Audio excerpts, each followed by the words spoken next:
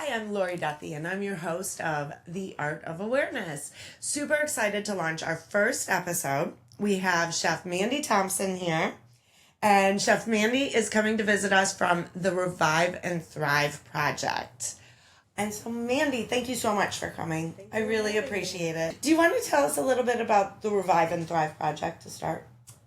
Sure. This is where I'm going to feel weird because Christy's right here. Ignore the people in the room.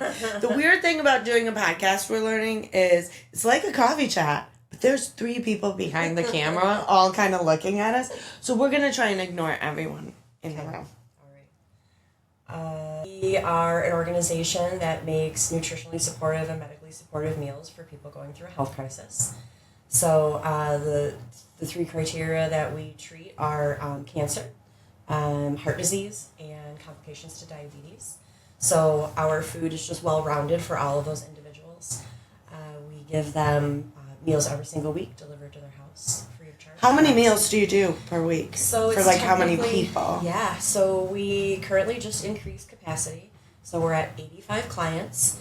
Now, the client doesn't necessarily mean just the individual who's facing the illness. It could mean their family members in the home as well. So they have the opportunity to say, yes, I'm the mom and I'm the one that's the sole provider for the meals in our house, and I just don't have the energy to feed, my kiddo and my partner. So we'll feed them as well. So currently we're at 85 individuals. I want to say it's something like 58 households. Wow. That's amazing. Yeah. I mean, that's... Yeah, and we'll get to the volunteer part. That helps us with that. Yeah, I'm like, just Mandy, 58 households on her own. Listen, I'm crazy. I'm just not that crazy. So they get essentially 7 meals worth. Okay. They get 4 entrees. That's a well-balanced entree, so you have your protein, your starch or carbohydrate, and your vegetable. 2 of those will be poultry-based, and 2 of those will be vegetarian or vegan.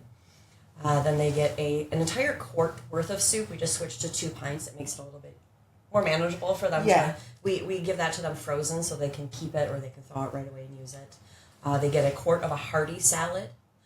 So that soup What's salad, a hearty salad? Yeah, so it's not just going to be lettuce based. It's going to have some sort of a carbohydrate, like maybe a roasted sweet potato or some quinoa or some freekeh or just some sort of a really good grain in it. Yeah. So it's more substantial. It's a long burning carbohydrate. Okay. So you're not just gonna eat your salad and be hungry in 20 minutes.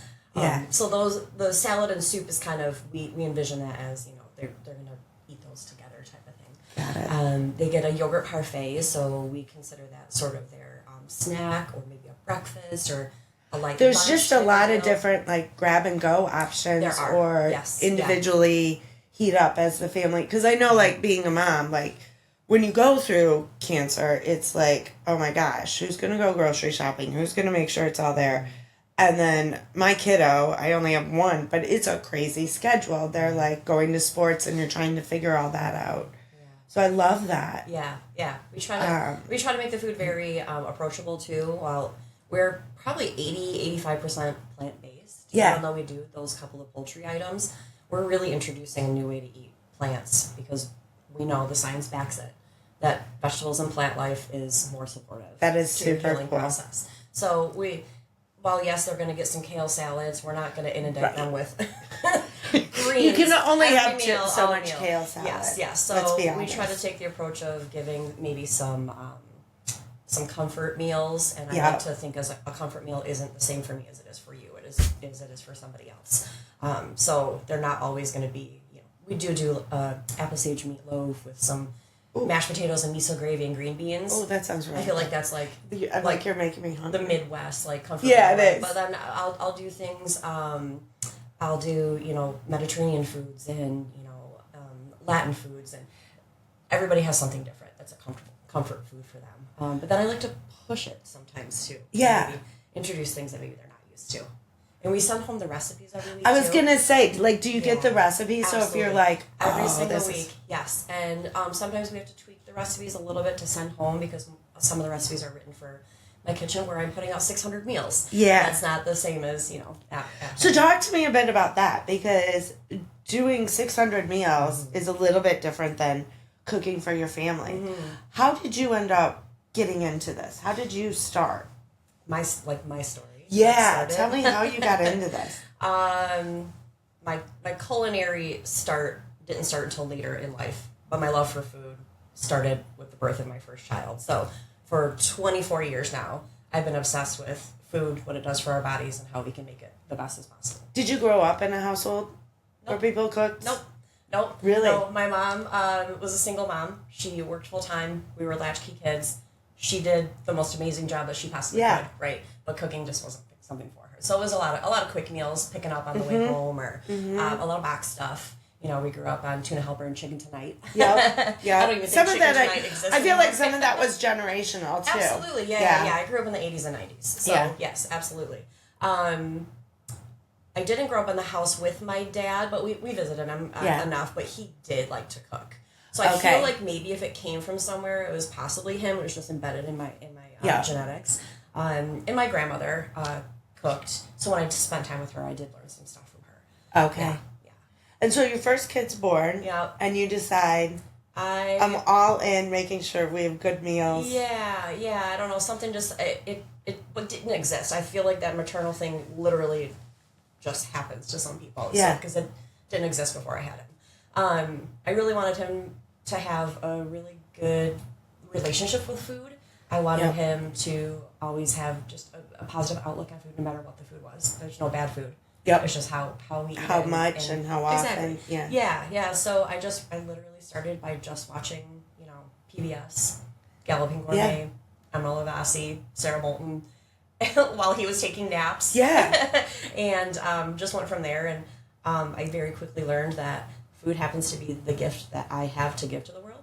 I feel like every person has something, right? It's there's a lot that it's I can't finding do. it. I can turn on a computer. I can't do anything else, right? Yeah. So like anything IT, that's not for me. So yeah, that was my gift, and it kind of snowballed from there. Just starting with cooking for friends and family, and then being asked to do some catering things for small events, and we went on to have 2 more children, and I was able to stay home with all of our kids while they were younger, and when they all were in school full time. So the year that Michigan turned kindergarten all day was the year that my youngest went to kindergarten. Oh, bless. Yes. I wish this was a thing for all of you. That was one of my biggest shocks when we were in California and they had half-day kindergarten. And I was like, what? Yeah. This is barely a play date. They get their boots and their jackets off, and now I got to go pick them up. Exactly. Like, this does not work if you are trying to get things done. Right. And my youngest one needed that structure, too. So I'm grateful for that.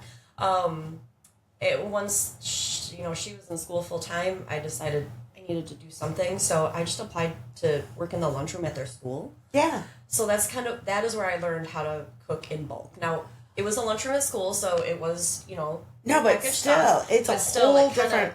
Yes, I would guess. Absolutely. How is it different? Like, how does it change the math in my head and like serving sizes, and it just gave me the experience to like take something that I would, maybe serve at home and understand how to serve it in a bigger...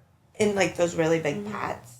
Yeah. I always like those really big pots. Yeah, huge pots, large pans, I had to learn the ovens. I then became kind of like the, I guess, I don't know if my official title was like assistant kitchen manager. Yeah. But like that put me in charge of then doing all of the ordering. Okay. So then I learned how to do inventory and ordering, and, I went to classes to learn about stuff, the things that home cooks don't understand, the behind the scenes of all of the, health department codes and just all that kind of stuff.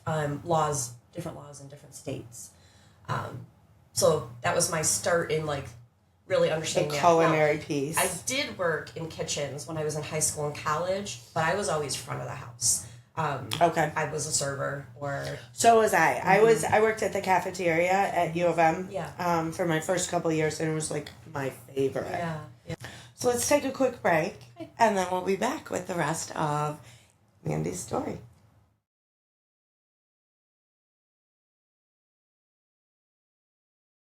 Okay, so Mandy, tell me a little bit more. So now you're working in the school environment, learning how to cook big. Mm-hmm. And then I kind of felt like I wanted more. Yeah. I had the confidence to do all of that, and I was ready to do something else. And I decided to go back to school. So this was my second go-round. I went to college. but I didn't do anything with that. But it was art school, so maybe I'm still in the art world. I don't know. Right? Yeah, culinary arts. Totally. That's pretty creative. I decided to go back to school, and a friend of mine had gone to Blue Heron Academy, so they're kind of like a holistic wellness school in Grand Rapids. Okay, So where are they located? They are like East Beltline, and I'm not from here, and I always forget. Yeah. Breton and Burton. Which one? Okay. Which one hits the East Beltline? Burton. Okay, so then it's right in that area. Yeah. Tucked away. But they had a nutrition program. So I was like, well, I Okay. feel like this is the next step that I want, because I was already obsessed with nutrition and Yeah. what this food meant with this food, but I didn't really have anything to back it. So I decided to go there for it was a certification program, not like a college degree. I'm Right. not a nutritionist, dietetics, or anything like that. Just some certificates that made me feel Keep legitimate. learning and seeing how you can Absolutely. apply it. Absolutely. Yeah, so I went through that program, and then after going through that program, they also at the time offered acupuncture and different like physical modalities. And I thought, well, that's kind of cool to pair with this. So I then took that program. So I'm a huge acupuncture Yeah. fan. I did acupuncture while pregnant and then acupuncture during chemotherapy and just noticed such a difference. Yeah. But I've also lived in China 20 years. So it's like my natural go-to is a lot of the things yeah, we very frame thankful. as holistic medicine here. Yeah. Yes, very thankful for that. So after I got those certifications, I had a friend that was opening a wellness center, and she asked me to come along with her for a little while, and it was good. I feel like during that time, maybe West Michigan wasn't quite ready for all of that holisticness. I wanted to prioritize my clients for the nutrition part of it. So, I was doing dietary counseling, I was doing menu planning, I was taking their diagnoses. Never would I ever remove any medication, but I would look at their diagnoses and ask what their goals were, and I would help build a menu around that. And I took it even as far as, what does it look like when you grocery shop? How do you feel in your kitchen? What do you have in your kitchen? What type of tools do you have? A great service, too, because I feel like having been through this and been like, okay, I need to eat healthy. I'm not a great cook. I don't enjoy it. Right. You're not going to take what those are my extra go-tos? steps. How do I do micro changes? Yes. Yeah. That work, especially when you think about, how many people are going through this single parenting, 2 children, not having disability on an even tighter budget. Yeah. So then, how'd you find Revive and Thrive? Yeah. So the laws in Michigan changed for how you could practice different holistic modalities. So the laws in Michigan changed to where certifications were no longer valid if you were under so many years practicing. Yeah. And I would have had to have gone back to a 4-year school, and the closest that taught all of the things that I was practicing was in Chicago. I already had 3 kids. I was already in my 30s. I was not going to do that. That had to be kind of crushing, too, because I feel like you've crushing. been on this really nice journey of things leading to other things, and then it's like, I can't go to Chicago with kids. And no. Yeah, so my husband and I just had a lot of discussions on what was our next steps. We decided to go take a little trip to Ireland and decide what we were going to do with our lives, and it happened to be that we were in Ireland March 1st through March 10th of 2020. So coming home is when the world shut down.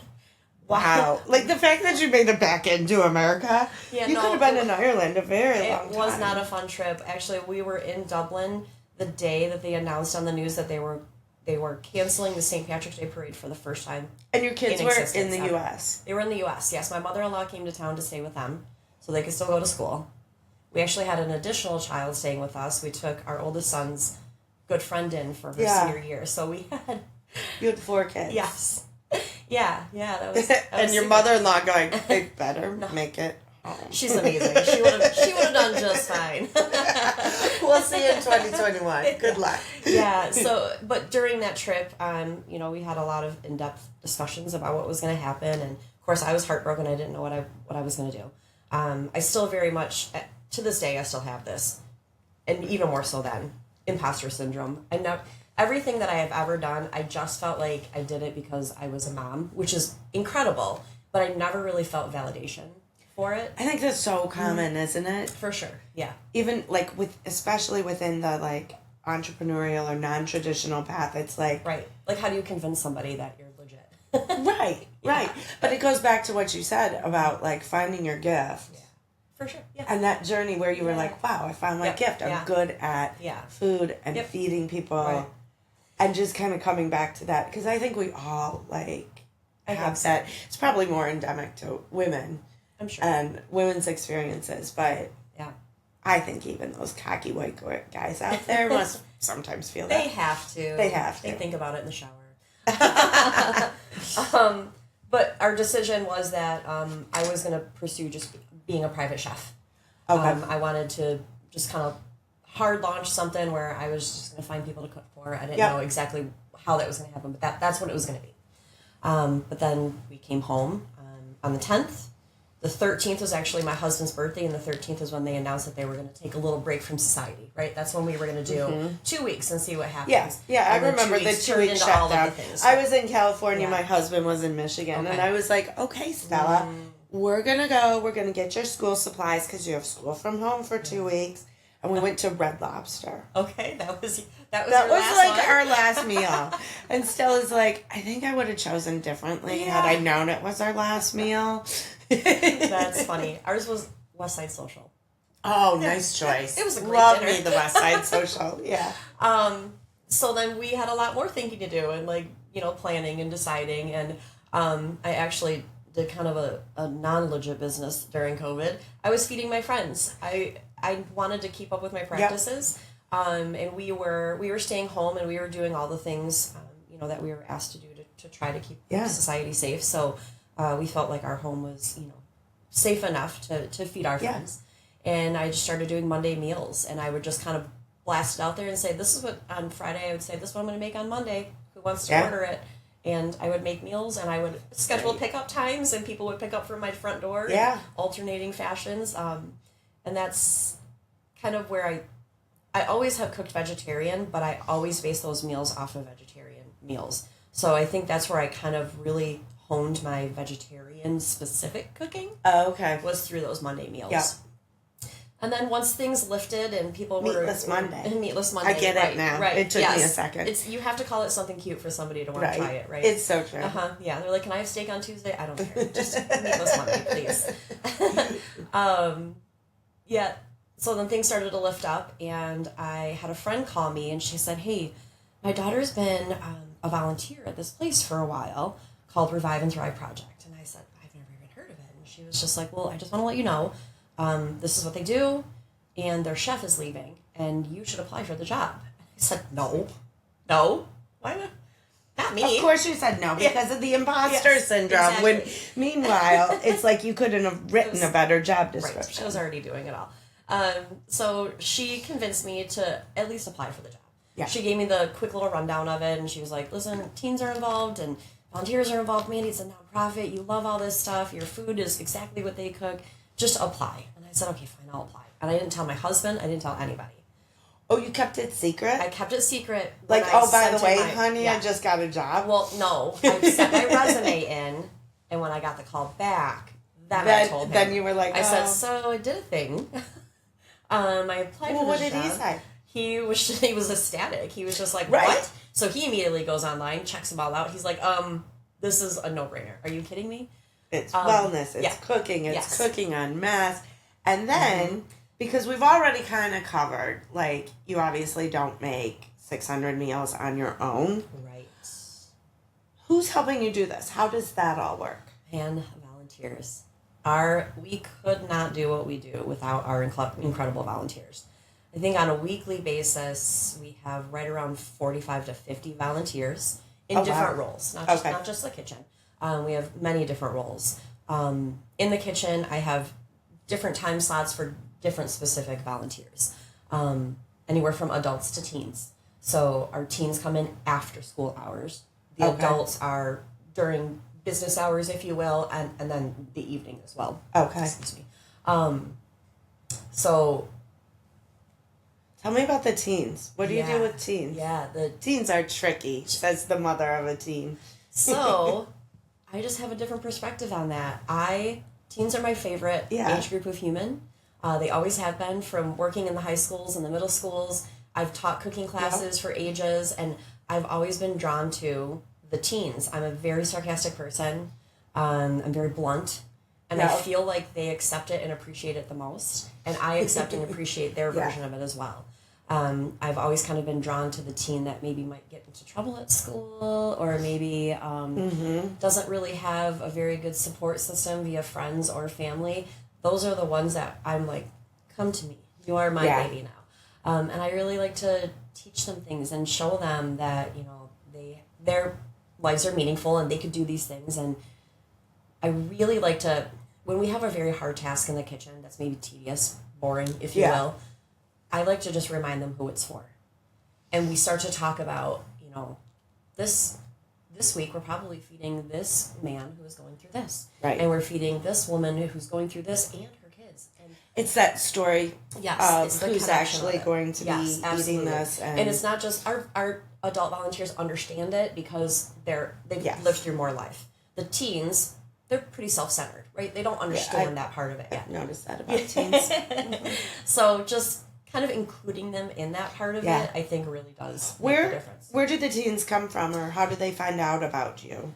Many different ways. So right now I believe our name is in 18 different high schools or school systems throughout the greater Grand Rapids area.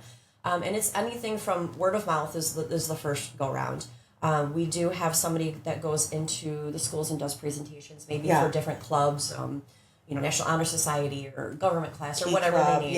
Yes. And then just different community events.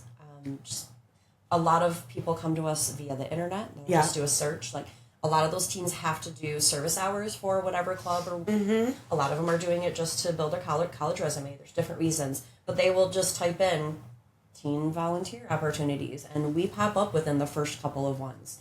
And I think a lot of people are drawn to our volunteering specifically because it's, number one, very meaningful and very hands-on. Yep. And they're also learning a skill.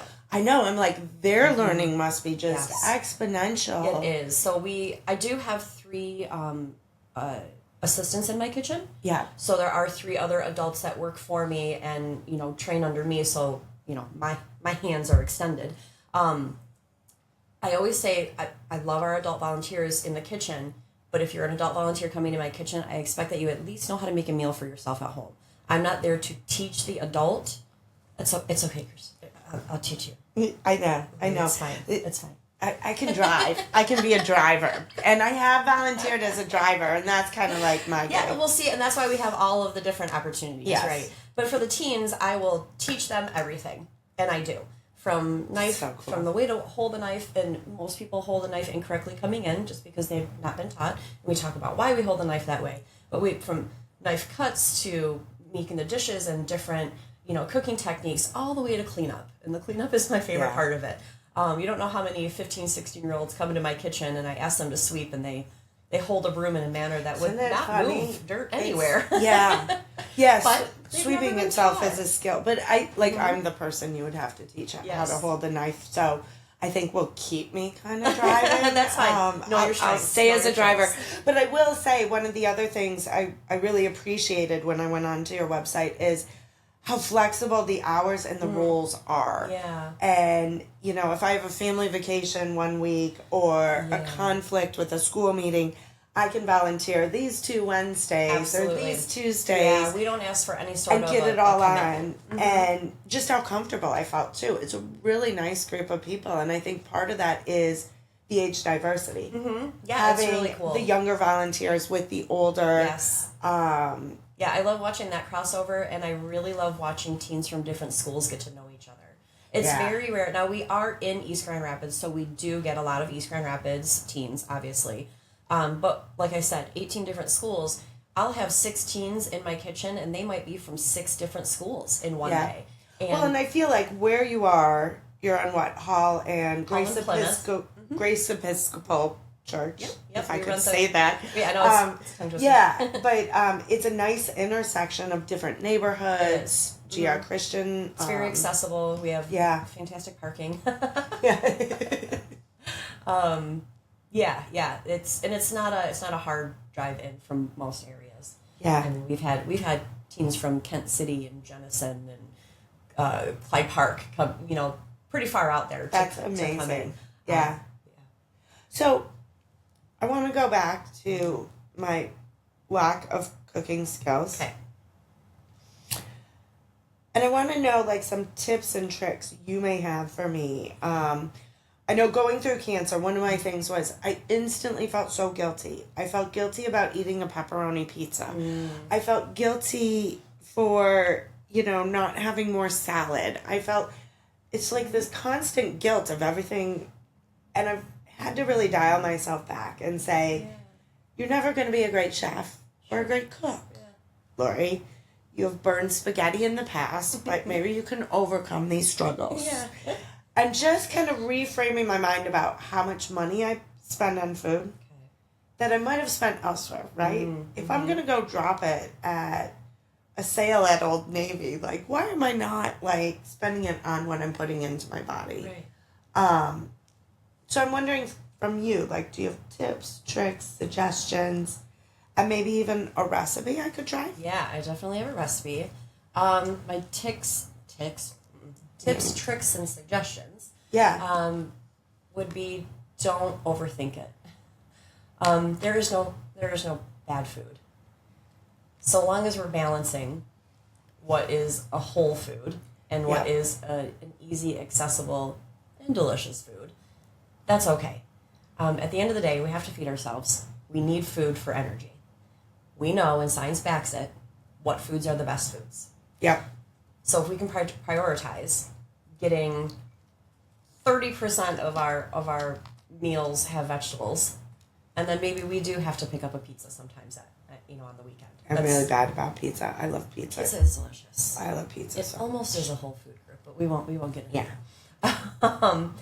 that. Just if you're able to take advantage of things that are easier for you, like maybe a prepackaged meal at a store, or maybe something that's already broke down, like buying frozen butternut squash. Oh. It's cheap. It's right there at every grocery store in the frozen section, and it's already peeled and diced up for you.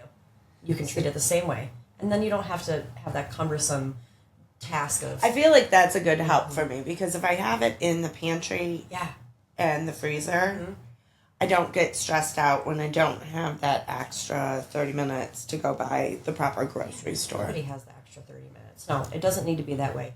And, minute brown rice is just as good as the 45-minute brown rice. There's no reason why you can't. Yeah. I honestly didn't know that. If you're going to get it in your body, it's a better choice. Same with adding things to vegetables. If you need to dip your broccoli in ranch dressing to eat that broccoli, dip it in the ranch dressing, because now you have broccoli in your body. What about, like, the homemade one that, like, Jets and Cottage Inn have? I really... Listen, Jets is our... I feel like I've rediscovered. I'm becoming more aware of ranch dressing. It has its purpose. Like, really good ranch dressing. You are a Midwestern. I am. My Midwesterner comes back to me. I love it. I really just think just not overthinking it. Most people can pick up a bag of salad. Yeah. Most people can pick up a chicken breast. So what is a recipe I can try with my family? So the one that I brought for you today was a staple at my house when my kids are growing up. I have 3 children. All 3 of them are different types of eaters. None of them I would say are picky, but they're choosy and specific in the things that they like and dislike. My oldest had a really hard time when he was very little with vegetables in general. Like, just he would have a gag reflex. But we knew that he needed them. So I became the master at hiding vegetables. And my best one is my kale and walnut pesto.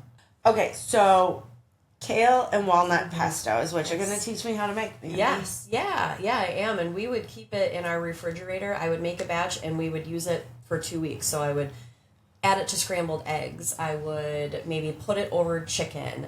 I would obviously put it into pasta. But we put it into different things to give them the extra protein from the walnuts, the extra vitamins and nutrients and fiber from the kale. But it was in a flavor that they would eat. And I wouldn't have to argue with them. This. It is something that I also introduced to Revive and Thrive. We use it for our clients. I will say, if there was anything I did kind of do for my child is I did get her into like pesto and pasta, Yeah. not just butter pasta. Right. Although, and sometimes she will say like, "Oh, I just want my butter pasta." Yeah, that's a comfort. But pesto and pasta, I felt Yeah. like had a bit more. But yours sounds like super hyped up. It is. Good for you, pasta. Yeah, and the recipe pesto. that I developed, it's a thicker pesto, and we keep it thick in the fridge so that we can use it for different things. My kids would use it as a sandwich spread. So instead of having Yeah. like lettuce, tomato, whatever on their sandwich, they don't want that. But a ham and pesto, kale and walnut pesto, my kids would eat it all day long. And I get 2 weeks out of it. It's good 2 weeks in the refrigerator, even longer in the freezer. It freezes really well. Oh, and I can freeze it. Yeah, I would put it into like ice cube trays, freeze it, and then pop those out and put them in bags. Then I could just grab, one ice cube tray was the perfect amount for my son for a sandwich for school. So love this. It's a very versatile recipe. Yeah. So that's my recipe to try. It is, yes, because it's easy. I love it. And you don't have to. The recipe is best if you have a food processor. Not everybody has one, so Right. there's different ways to make it. Yeah, you can chop it up all fine. You can mortar and pestle it. We'll talk about different ways that you can make it. Excellent. And then we'll also have these notes on our newsletter and report back to everyone how I did. I can't thank you enough. It is so special to have you here, especially our first episode. I wanted to talk about something I'm really uncomfortable with for our first episode, and cooking is definitely it. Yeah. And you've made me feel a little more comfortable that everyone has their gift. Yeah. Because I need the quick and easy tricks to get through it. I cannot plan a meal to save my life, but if I have that like one good thing, I can add in. Absolutely. And your journey is so inspiring. Thank you. It's great to hear how one thing leads to another, and we don't always see like the end goal or the end game and how it all comes together. But each step kind of opened up more doors, and when it seemed like everything was closed, more stuff came up. So, I really appreciate you being here. For all of our listeners, you can go to reviveandthriveproject.org, find out more about how to volunteer. If you don't cook, you can drive. Super fun. It's like Wednesdays evening. Took me about 2.5 hours. And I will give you this. If there are leftovers, you get some of Chef Mandy's cooking with the teen chefs. And so I came home that night. I had like turkey stroganoff. I had quiche. And I gave my daughter dinner. Yeah, that's awesome. I was like, look what I brought you. You're welcome, Stella. So, so, I mean, it really is so easy to volunteer with you guys. You can also donate right there online. Yep. And find out more information if you or a loved one need to learn more about the services that Revive and Thrive offers. Yes, there's a lot of information on our website, and the people in our organization are really good about getting back to people. And giving a better explanation and really talking to anybody that has any questions.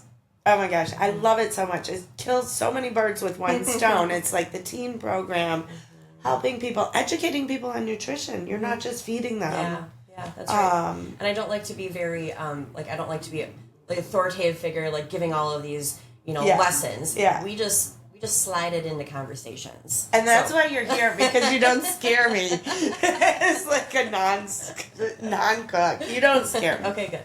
Okay, so Mandy, the name of our podcast is The Art of Awareness. And I'd love to hear from you. What does that mean to you in your space? So art is ingrained in me. I went to art school, and then the whole culinary road that I've been on. I think it's really important that we understand that we eat with our eyes before we eat with our mouths and our tummies. So something we talk a lot in the kitchen is about plating and how we're putting the meals into our containers. Our containers just look like to-go containers from a restaurant, little rectangles or circles or whatever. And it's the teens that help me put those together. So we talk about how we compose our little art piece, right? So it has to be beautiful, and we even push that off when our packaging people, we say, be careful, it looks like this for a reason. Don't dump this upside down when you put it into the bag. Like, we want our clients to open the bag and go, oh, that's really pretty. I'm excited to eat it. Oh my gosh, I love that thought. And if there's one thing I can do, I can arrange things very nicely. Oh, see? So I just need to learn how to cook.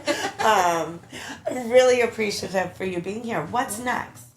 Where are you at with Revive and Thrive? What's next in your journey?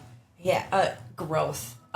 We have been very fortunate to be in a spot that they are allowing us to grow. So we just got a walk-in cooler installed.